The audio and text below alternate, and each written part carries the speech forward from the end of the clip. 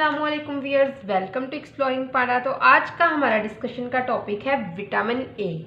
तो vitamin A जो है ये बायोकेमिस्ट्री का बहुत इंपॉर्टेंट टॉपिक है और ये एज ए लॉन्ग क्वेश्चन जो है वो विटामिन ए का मेटाबॉलिज्म या इसकी डेफिशिएंसी सिंड्रोम या फिर इसके फंक्शन जो होते हैं वो आपको आ सकते हैं। ठीक है, तो वो एक स्पेसिफिक पॉइंट जो है एग्जामिनर आपको दे सकता है कि विटामिन ए का जो है वो मेटाबॉलिज्म के बारे में लिख दे, या फिर एक बहुत इंपॉर्टेंट इसमें एक क्वेश्चन बनता है विजन साइकिल का। ठीक है, तो आपको वो क्वेश्चन भी आ सकता है। इसके अलावा जो कोई भी विटामिन है उसके डेफिशिएंसी जो है सिंड्रोम्स, वो भी बहुत इंपॉर्टेंट लॉन्ग क्वेश्चन है। तो अगर हम विटामिन ए की बात करें तो विटामिन ए हमारे पास क्या है, एक फैट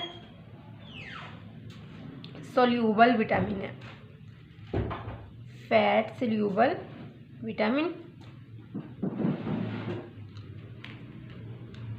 जो क्या करता है, ये हेल्प करता है वीएन में, इम्यून फंक्शन के अंदर और सेल ग्रोथ के अंदर। Fat soluble vitamin help in vision, immune function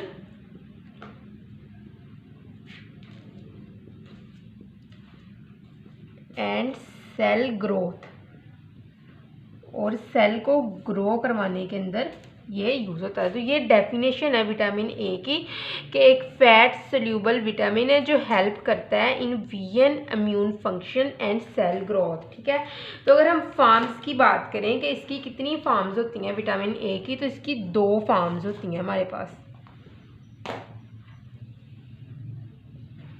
2 farms होती हैं, एक होता है रेटिनॉइड और एक होता है कैरोटिनॉइड्स। ठीक है, तो 2 फार्म्स होती हैं हमारे पास विटामिन ए की, एक है रेटिनॉइड्स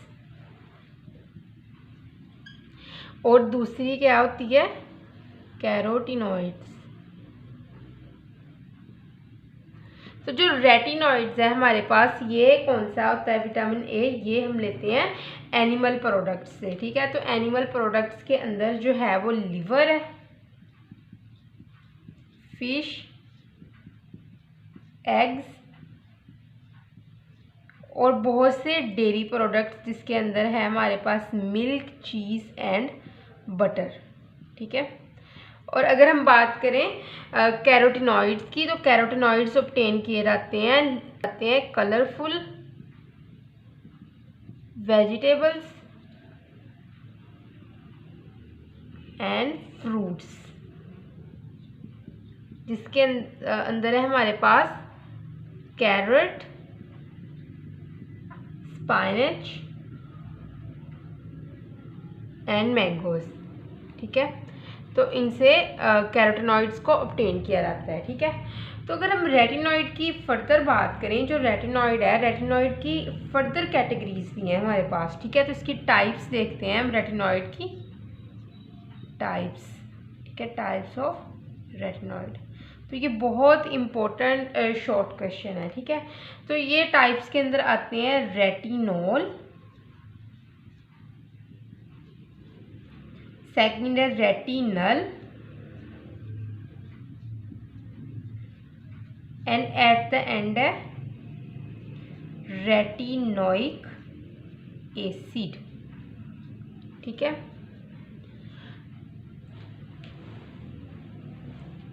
तो अगर हम बात करें रेटिनॉल की, तो रेटिनॉल हमारे पास क्या है, ऑल हमें पता है किसका होता है, साइन अल्कोहल का। ठीक है, तो ये एक प्राइमरी अल्कोहल है हमारे पास, प्राइमरी अल्कोहल। ठीक है, जिसके अंदर एक बीटा आयोनॉन रिंग होती है। Primary alcohol containing beta ion ring with an unsaturated side chain. ठीक है, प्राइमरी अल्कोहल जिसके अंदर बीटा आयोनॉन रिंग होती है और एक अनसैचुरेटेड साइड चेन भी होती है। ठीक है, तो उसको हम कहते हैं कि वो हमारे पास है रेटिनॉल। तो अगर इसकी डेफिनेशन की बात करें तो रेटिनॉल की डेफिनेशन क्या होगी, retinol is a primary alcohol containing beta ionone ring with an unsaturated side chain. तो रेटिनॉल अगर हम देखें ना, हमारे जो टिश्यूज़ होते हैं, यहाँ पे अगर हम बात करें, जो टिश्यूज़ हमारे होते हैं ना एनिमल्स के, उसमें क्या होता है, रेटिनॉल फैटी एसिड के साथ मिलके ना, फैटी एसिड के साथ मिलके रेटिनाइल एस्टर बनाता है, ठीक है, रेटिनाइल एस्टर्स बनाते हैं जो फर्दर रिएक्शंस करते हैं, ठीक है। तो अगर हम रेटिनल की बात करें तो AL है, AL का मतलब होता है एल्डिहाइड, तो ये एक एल्डिहाइडिक फॉर्म है,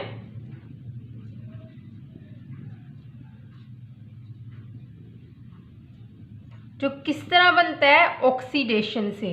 रेटिनॉल की ऑक्सीडेशन के बाद रेटिनल बनता है, ठीक है, oxidation of retinol form retinal and retinal is an aldehydic form, ठीक है। तो रेटिनल जो है ना ये बेस्ट फॉर्म है, ठीक है, कौन सी फॉर्म है, ये बेस्ट फॉर्म है। क्यों ये बेस्ट है, क्योंकि ये इंटर कन्वर्टेबल है, मतलब कि रेटिनल बाद में रेटिनॉल के अंदर भी चेंज हो सकता है, मतलब रेटिनॉल ऑक्सीडेशन से हुआ रेटिनल के अंदर कन्वर्ट, और रेटिनल जो है ये रिडक्टेज एंजाइम की प्रेजेंस में रेटिनॉल के अंदर भी कन्वर्ट हो सकता है, मतलब कि रेटिनल रिडक्शन करके ना रेटिनॉल के अंदर भी कन्वर्ट हो सकता है। इसीलिए ये बेस्ट फॉर्म है, क्योंकि ये इंटर कन्वर्टेबल है, वापस भी इसके अंदर कन्वर्ट हो सकता है और इसके अंदर भी कन्वर्ट हो सकता है। तो अभी हम देखते हैं कि रेटिनल ऑक्सीडेशन करके रेटिनोइक एसिड के अंदर कन्वर्ट हो सकता है और रिडक्शन करके रेटिनॉल के अंदर कन्वर्ट हो सकता है, ठीक है। तो इसीलिए एक बेस्ट फॉर्म है, क्योंकि ये दोनों के अंदर कन्वर्ट हो सकता है, ठीक है। तो ये जो है ये एक एसिडिक फॉर्म है, acidic form. Retinoic acid is an acidic form which is formed by the oxidation of the retinal, और इसको हम cannot be reduced, इसको हम रिड्यूस नहीं कर सकते हैं टू रेटिनॉल, ना इसको रेटिनॉल के अंदर रिड्यूस किया जा सकता है और ना ही इसको रेटिनल के अंदर रिड्यूस किया जा सकता है, ठीक है। तो नेक्स्ट हम कुछ इम्पोर्टेंट पॉइंट्स की बात करते हैं, इम्पोर्टेंट पॉइंट्स की। तो इन पॉइंट्स को अगर आप याद कर लोगे तो जो मेटाबॉलिज्म है ना ये बहुत आसानी से आपको याद रहेगा। तो यहाँ पे कुछ इम्पोर्टेंट पॉइंट्स मैं लिख रही हूँ, तो उनको आप भी नोट कर लें, ठीक है, क्योंकि ये मेटाबॉलिज्म के लिए बहुत इम्पोर्टेंट है। तो पहला पॉइंट क्या है कि जो रेटिनॉल होता है ना, हम ये इसकी पहले बात कर चुके हैं, रेटिनॉल की ऑक्सीडेशन होगी तो क्या बन जाएगा, रेटिनल, ठीक है, और रेटिनल की ऑक्सीडेशन होगी तो क्या बनेगा, रेटिनोइक एसिड। OL है मतलब अल्कोहलिक फॉर्म है, ठीक है, प्राइमरी अल्कोहल है ये। AL है मतलब कि एल्डिहाइडिक फॉर्म है। एसिड है मतलब कि एसिडिक फॉर्म है, ठीक है। तो ये क्या है, बेस्ट वन। क्यों, क्योंकि ऑक्सीडेशन करेगा ये बना देगा, ये एक बड़ी स्टेबल सी फॉर्म है। रेटिनल ऑक्सीडेशन करेगा, रेटिनोइक एसिड बना देगा, और यहाँ पे ये करेगा रिडक्शन करेगा तो अगेन ये रेटिनॉल के अंदर कन्वर्ट हो जाएगा, ठीक है ना, रिडक्टेज एंजाइम की प्रेजेंस में। और सेकंड पॉइंट है हमारे पास,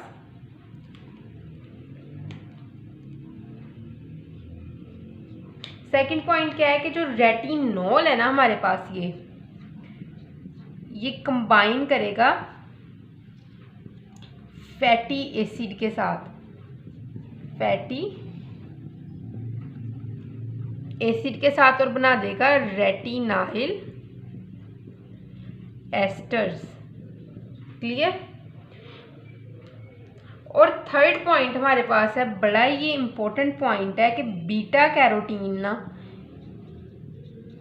ये वो पॉइंट है जिससे मेटाबॉलिज्म का जो स्टार्टिंग जो होती है ना मेटाबॉलिज्म की होती है, तो बीटा कैरोटीन की ब्रेक डाउन होती है इंटेस्टाइन में।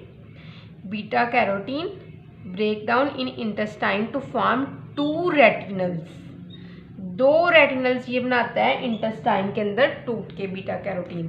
3 पॉइंट है, बहुत इंपॉर्टेंट पॉइंट है, इनको अच्छे तरीके से नोट कर लें, ठीक है ना। तो नेक्स्ट जो है मेटाबॉलिज्म के अंदर यही 3 पॉइंट्स यूज़ होने हैं।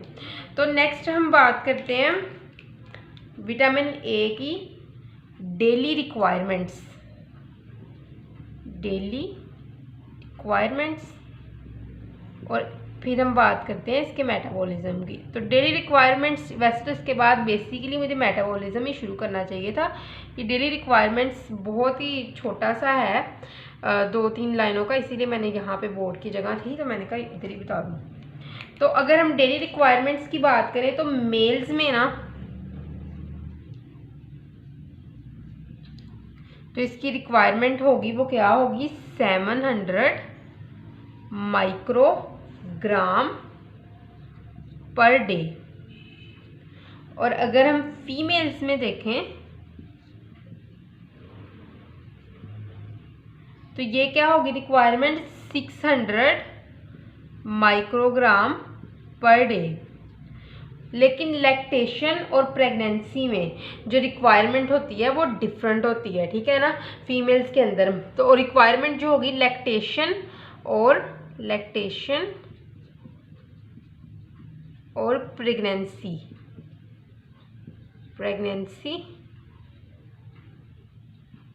में रिक्वायरमेंट ज़्यादा होगी, ठीक है। तो अभी हम बात करते हैं मेटाबॉलिज्म की। तो अभी हम बात करते हैं विटामिन ए में मेटाबॉलिज्म की।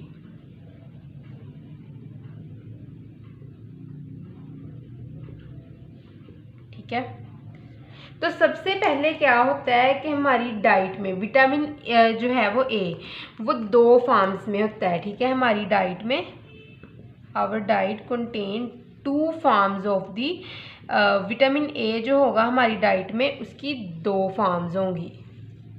तो एक फॉर्म जो होती है वो होती है बीटा कैरोटीन, ठीक है।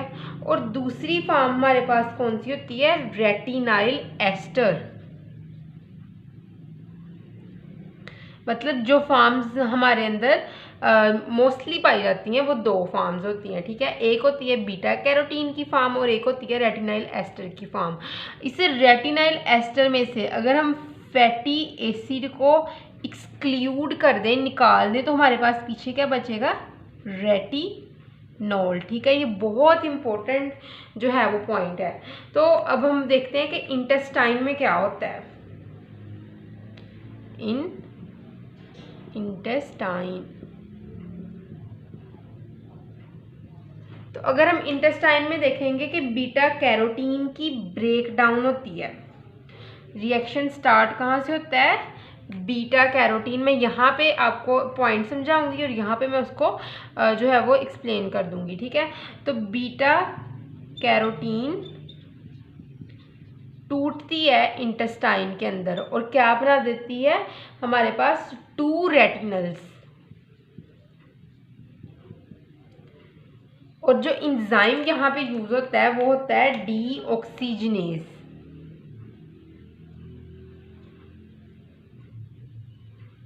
ठीक है। तो बीटा कैरोटीन टूटेगी और 2 रेटिनल्स आ जाएंगे और इंजाइम होगा डीऑक्सीजनेज। बीटा कैरोटीन कि ये एक इंटेस्टाइन है, इसके अंदर ये रिएक्शन हो रहा है, ब्रेक डाउन इनटू 2 रेटिनल्स, डीऑक्सीजनेज इंजाइम, ठीक है। उसके बाद जो ये रेटिनल होता है ये क्या होता है, ये कन्वर्ट होता है। This retinal get converted into retinol. हमें पता है रेटिनल जो था ये इंटर कन्वर्टेबल होता है, इसीलिए ये जो है रेटिनल, जो 2 रेटिनल है ये वाला ही, यही मैं यहाँ पे लिख रही हूँ, ये कन्वर्ट होता है किसके अंदर, रेटिनॉल के अंदर, 2 रेटिनॉल के अंदर, ठीक है। 2 रेटिनॉल के अंदर ही कन्वर्ट हो जाते हैं क्योंकि ये इंटर कन्वर्टेबल फॉर्म है। तो यहाँ पे रिडक्शन होगी तो इंजाइम कौन सा यूज होगा, रिडक्टेज,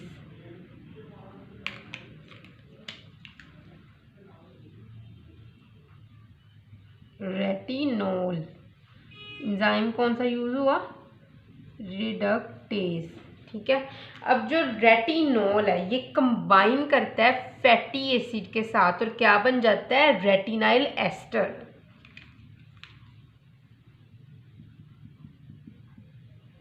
जो ये रेटिनॉल है ये वाला ही, ये प्लस फैटी एसिड, तो क्या बनेगा, रेटिनाइल एस्टर्स।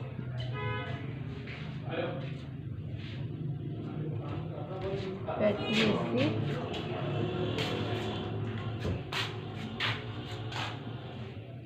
अब ये रेटिनाइल एस्टर तक की जो फार्मेशन हुई है ये कहाँ पे हुई है? हमारे पास इंटेस्टाइन के अंदर, ठीक है ना। तो इंटेस्टाइन तक का जो 3 ये रिएक्शन थे ये हो गए कंप्लीट यहाँ पे। अब हम बात करते हैं कि ये इंटेस्टाइन से ना इसने ट्रांसफ़र होना है लिवर के अंदर, ठीक है, फ्रॉम दिस इंटेस्टाइन में हुआ था। अब ये रिएक्शन जो नेक्स्ट होगा वो लिवर के अंदर होगा, तो अभी हम उसकी बात करते हैं नेक्स्ट। तो अगर आपने ये नोट नहीं किया था इंटेस्टाइन वाला तो नोट कर लीजिएगा, ठीक है, वीडियो को रिवर्स करके। तो नेक्स्ट हम बात करते हैं कि इंटेस्टाइन से लिवर के अंदर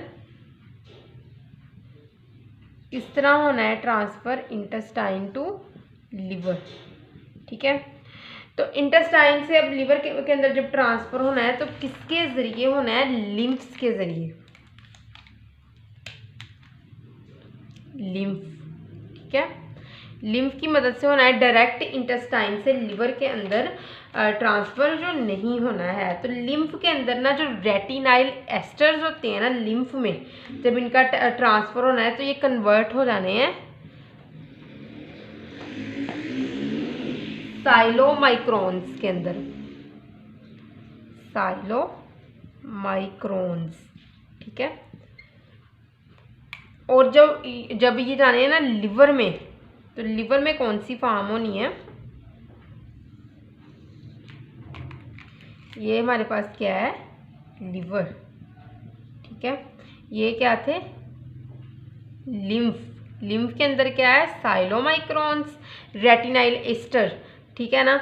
और लिम्फ के बाद जब ये जाना है साइलोमाइक्रोन लिवर के अंदर, तो इसने किस में कन्वर्ट होना है? आल ट्रांस रेटिनोइक एसिड में, आल ट्रांस रेटिनोइक एसिड, क्लियर। अब क्या होना है? अगर तो इसने स्टोर होना है हमारे लिवर के अंदर, तो ये लिवर में स्टोर होगा इफ फॉर स्टोरेज। अब यहाँ पे अगर स्टोरेज होनी है तो इसने लिवर में स्टोर होना है किसकी फॉर्म में? रेटिनाइल पाल्मिट्रेट, रेटिनाइल पाल्मिट्रेट की फॉर्म में, ठीक है, अगर स्टोर होना है। या फिर इसने टारगेट टिश्यू तक जाना है तो ठीक है ना, तो उसके अंदर क्या होगा कि जो ये आल ट्रांस रेटिनॉल है ना, ये कन्वर्ट होगा किसी और फॉर्म में, ठीक है, और ट्रांसफ़र कर दिया जाएगा टारगेट टिश्यूज़ को, ठीक है। तो अभी हम बात करते हैं कि टारगेट टिश्यू के आने के बाद फिर रेटिनॉल का क्या आगे फंक्शन होता है, ठीक है। तो यहाँ तक हमने बात कर ली है किस तरह ये जो होते हैं डिफरेंट ऑर्गन से होके, ठीक है, लिवर तक आता है, और उसके बाद लिवर से फिर ये जाएगा टारगेट टिश्यू में। तो अगर टारगेट टिश्यू तक जाना है तो ये आल ट्रांस रेटिनोइक एसिड है, इसने किसी और फॉर्म के अंदर कन्वर्ट होना है। तो नेक्स्ट अब टारगेट टिश्यू में हम बात करते हैं रेटिनॉल की। तो अभी हम बात करते हैं टारगेट टिश्यू में कि टारगेट टिश्यू में किस तरह जो है वो रेटिनॉल पाया जाता है।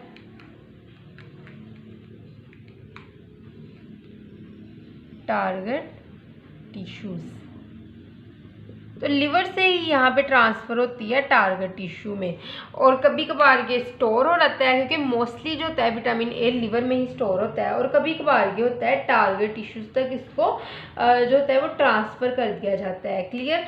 तो यहाँ पे टारगेट टिश्यू में आने के बाद जो रेटिनॉल है वो रेटिनल के अंदर कन्वर्ट हो जाएगा। Retinol is oxidized to retinal and then retinal is oxidized to retinoic acid, clear. Retinoic acid के अंदर आ जाएगा, और अब ये रेटिनोइक एसिड जो है हमारे पास ये क्या करेगा? ये काम करेगा as a steroid, work as a steroid, ठीक है। और रेटिनोइक एसिड जो होगा ये हेल्प करेगा। अब स्टीरॉयड एक हार्मोन की तरह ये एक्ट कर रहा है, इसका मतलब है ये हेल्प करेगा किसके अंदर? जीन एक्सप्रेशन में,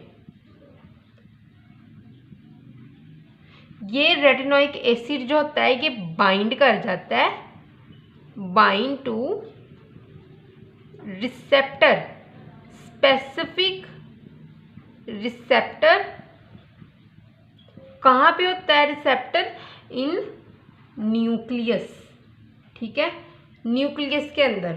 और ये यहाँ पे न्यूक्लियस के अंदर स्पेसिफिक रिसेप्टर के साथ बाइंड करके एक कॉम्प्लेक्स बना देता है हमारे पास। उस कॉम्प्लेक्स को हम क्या कहते हैं? Retinoic acid. उस कॉम्प्लेक्स को हम कहते हैं एक्टिवेटेड रेटिनोइक एसिड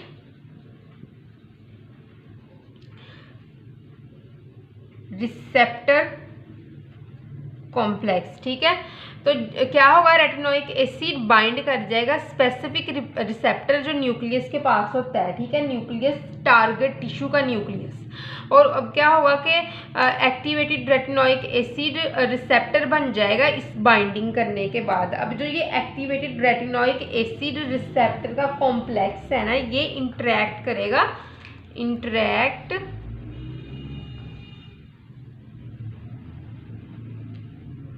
इंटरैक्ट कर जाएगा टू न्यूक्लियर क्रोमाटिन के साथ इसने इंटरैक्ट कर जाना है, ठीक है। और उसके बाद क्या होगा कि यहाँ पे स्पेसिफिक आरएनए की सिंथेसिस होगी।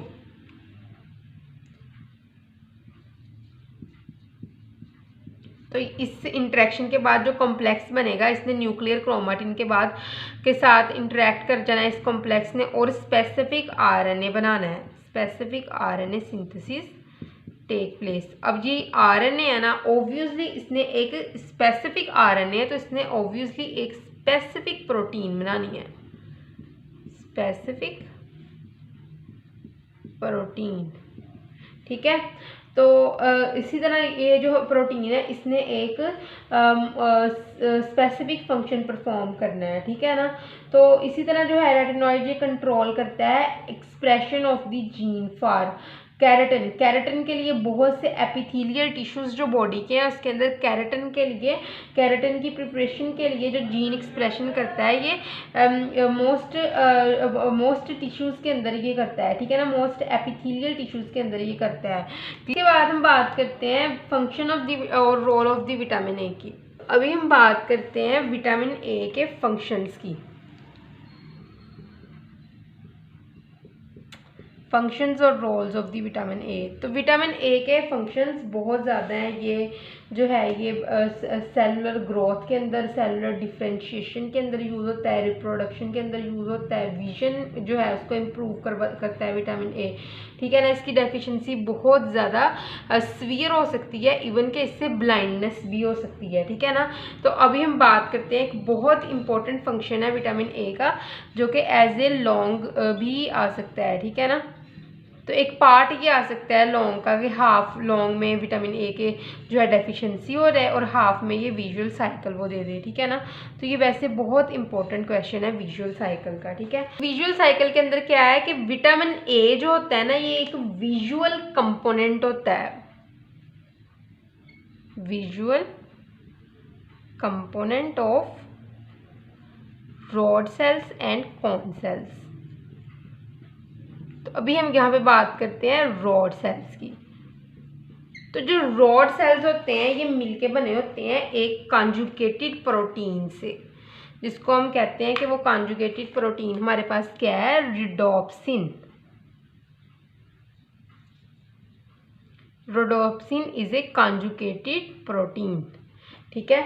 और ये एक विजुअल पिगमेंट है, विजुअल पिगमेंट, ठीक है।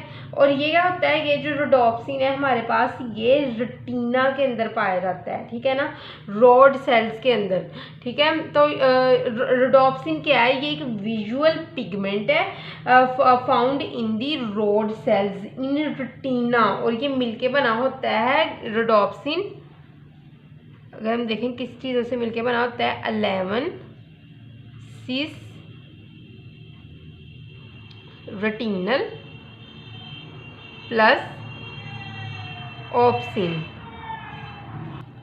तो ये बहुत इंपॉर्टेंट होते हैं हमारे विजुअल साइकिल के लिए। तो अभी हम यहाँ पे बात करते हैं। तो रेटिना के अंदर ना, ये हमारा रेटिना है, उसी से हम रिएक्शन का स्टार्ट करते हैं। क्लियर। तो यहाँ पे क्या है हमारे पास, आल ट्रांस रेटिनॉल है जो ब्लड से रेटिना के अंदर आई है। यहाँ पे आल ट्रांस रेटिनॉल, ठीक है, रेटिना में ये हमारे। तो ये आल ट्रांस रेटिनॉल ने कंबाइन करना है किसके साथ, फैटी एसिड के साथ, कंबाइन विथ फैटी एसिड।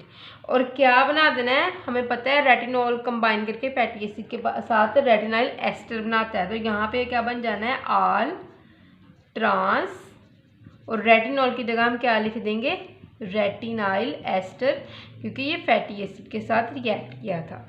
अब आल ट्रांस रेटिनाइल एस्टर ने नेक्स्ट कन्वर्ट होना है किसके अंदर, इसने नेक्स्ट कन्वर्ट होना है 11 सिस रेटिनॉल के अंदर, 11 सिस रेटिनॉल। क्लियर। अब 11 सिस रेटिनॉल है जो हमारे पास, इसने आगे कन्वर्ट होना है 11 सिस रेटिनल के अंदर, 11 सिस रेटिनल। अब 11 सिस रेटिनल यहाँ पे था ना, तो अगर हम इस 11 सिस रेटिनल के अंदर ऑप्सिन को ऐड करवा दें, ठीक है, ऑप्सिन को ऐड करवा दिया है, तो 11 सिस रेटिनल प्लस ऑप्सिन, तो क्या बन जाएगा, रोडोप्सिन। ठीक है। जब लाइट के साथ एक्सपोज करवाया जाता है, ठीक है ना, तो क्या होता है कि ये जो रिडॉप्सिन होती है ये फिर क्या कन्वर्ट हो जाती है, ये 11 सिस रेटिनल ऑप्सिन के अंदर टूट जाती है। ठीक है, जब लाइट के अंदर इसको एक्सपोज करवाया जाता है तो आइसोमराइजेशन होती है। ठीक है, बिल फर्ज है कि ये जो हमारी है ऑप्सिन, ठीक है, इसको एक्सपोज करवाया गया है, मतलब कि लाइट के अंदर आंख आ गई है लाइट के साथ। ठीक है, तो ये अगेन क्या हो जाएगी, ये ऑप्सिन निकल आएगा बाहर और पीछे हमारे पास क्या रह जाएगा, 11 सिस रेटिनल। और अगेन जब लाइट क्या होगी, यहाँ पे अभी हम देखते हैं डिम लाइट है, ठीक है, डिम लाइट है, रेटिना के ऊपर लाइट नहीं पड़ रही। अगेन इस 11 सिस रेटिनल के साथ जब डिम लाइट होगी, ऑप्सिन कंबाइन करेगा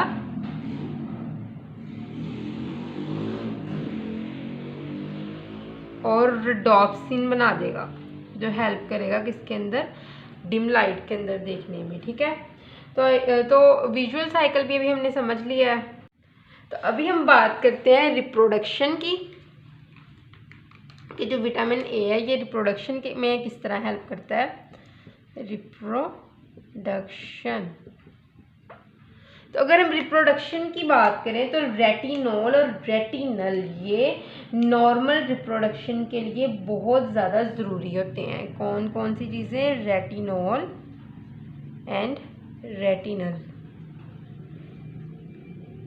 this both things are very important for normal reproduction. ठीक है ना, तो ये क्या करते हैं, ये सपोर्ट करते हैं स्पर्मेटोजेनेसिस, मेल के अंदर ना स्पर्म बनने के अमल को ये सपोर्ट करते हैं। ठीक है, स्पर्मेटोजेनेसिस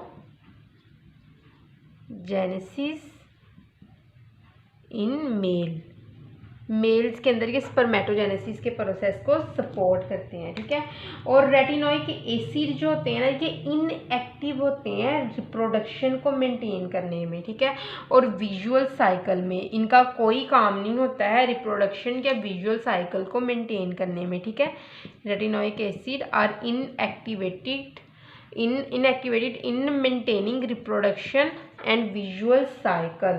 तो ऐसा ये जस्ट प्रमोट करते हैं ग्रोथ को, promote growth and cell differentiation.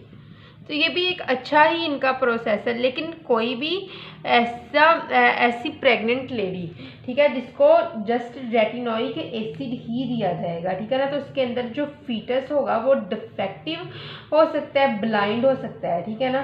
तो रेटिनोइक एसिड जस्ट देना बहुत ज़्यादा हार्मफुल हो सकता है, ठीक है।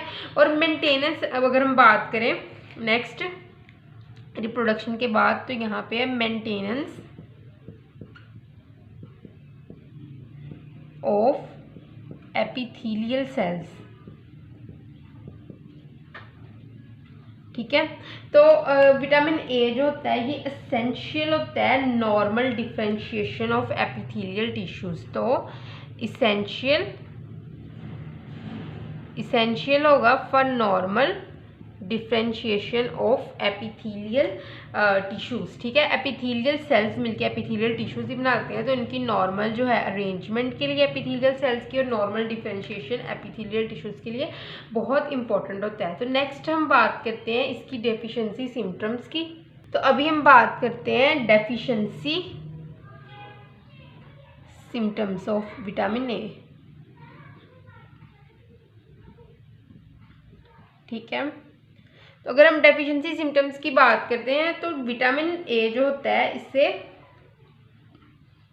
नाइट ब्लाइंडनेस काज होती है, ठीक है, नाइट ब्लाइंडनेस। अगर थोड़ी मिकदार में इसको दिया जाता है तो इससे जो होती है वो नाइट ब्लाइंडनेस होती है, ठीक है। और अगर इसको ज़्यादा देर तक ये डेफिशिएंसी रहेगी तो इसकी वजह से नंबर ऑफ विजुअल सेल्स भी लॉस होना शुरू हो जाते हैं। मतलब कि अगर तो डेफिशिएंसी होगी तो नाइट ब्लाइंडनेस जो होगी वो फर्स्ट स्टेज है, ठीक है, इस सिम्टम्स की, इसकी डेफिशिएंसी की। लेकिन ज़्यादा अगर डेफिशिएंसी होगी, ज़्यादा देर तक रहेगी, तो विजुअल सेल लॉस होना शुरू हो जाएंगे, विजुअल सेल्स, ठीक है। और दूसरा पॉइंट हमारे पास क्या है, एक कंडीशन होती है ज़ीरोफ्थैलेमिया।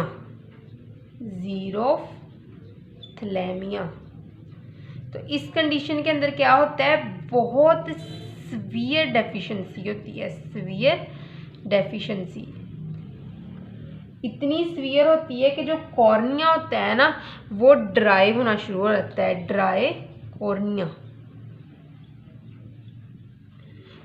सूखना शुरू हो जाता है, ठीक है। और उसके अलावा क्या होता है, अगर ये ज़्यादा देर तक इसको अनट्रीट किया जाए, इस कंडीशन को ज़ीरोफ्थैलेमिया के, तो कॉर्निया जो होगा उसके अंदर अल्सीरेशन हो जाएगी, कॉर्निया अल्सीरेशन टेक प्लेस। और इस कॉर्निया अल्सीरेशन की वजह से क्या होगा कि एक ब्लाइंडनेस की कंडीशन आ जाएगी, जिसके अंदर एक स्कैर टिश्यू बन जाएगा, एक तिरछा साना ओपेक स्कैर टिश्यू आपकी आंख के ऊपर बन जाएगा, जिसकी वजह से ब्लाइंडनेस हो जाएगी, ठीक है ना, नज़र आना बंद हो जाएगा। तो ये कंडीशन जो है ये ट्रॉपिकल कंट्रीज़ के बच्चों के अंदर बहुत ज़्यादा देखे जाते हैं। और हर साल जो होता है वो 5 लाख के करीब पूरी दुनिया में बच्चे जो होते हैं वो अंधे हो रहे हैं ज़ीरोफ्थैलेमिया की कंडीशन में, ऐसे क्योंकि उनको एडिकेट अमाउंट में विटामिन ए नहीं मिल रहा है, ठीक है। और उसके बाद हम बात करते हैं, अभी तो ये हमने बात की डेफिशिएंसी की, अभी हम बात करते हैं जब एक्सेसिव अमाउंट मिलती है, जब एक्सेसिव अमाउंट में विटामिन ए मिलता है तो उसकी जो होते हैं वो क्या कंडीशन होती है, ठीक है। तो एक कंडीशन है हमारे पास हाइपर विटामिनोसिस।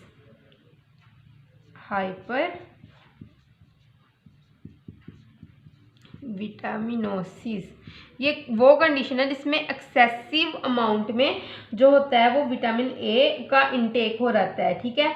तो इसके अंदर क्या होता है कि स्किन जो होती है ना वो ड्राई होने शुरू हो जाती है, स्किन ड्राइंग, और स्किन के ऊपर खारिश होना शुरू हो जाती है, और इचिंग, बहुत ज़्यादा उलझन होना शुरू हो जाती है। लिवर जो होता है ना इस कंडीशन में ये इनलार्ज हो जाता है, इनलार्ज लिवर, और या फिर परमानेंटली हमेशा के लिए डैमेज हो जाएगा, because excess of everything is very bad, ठीक है।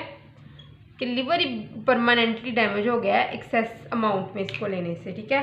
फिर उसके बाद क्या होता है, ये भी बात हमने कर ली है। उसके बाद है कि जो ये होगा ना हमारे पास, लिवर भी इनलार्ज हो जाएगा और इंट्राक्रेनियल प्रेशर बढ़ जाएगा, ठीक है, जिसके जो ब्रेन ट्यूमर की तरह की कंडीशन हो जाती है। तो हाइपर विटामिनोसिस आल्सो इंक्रीज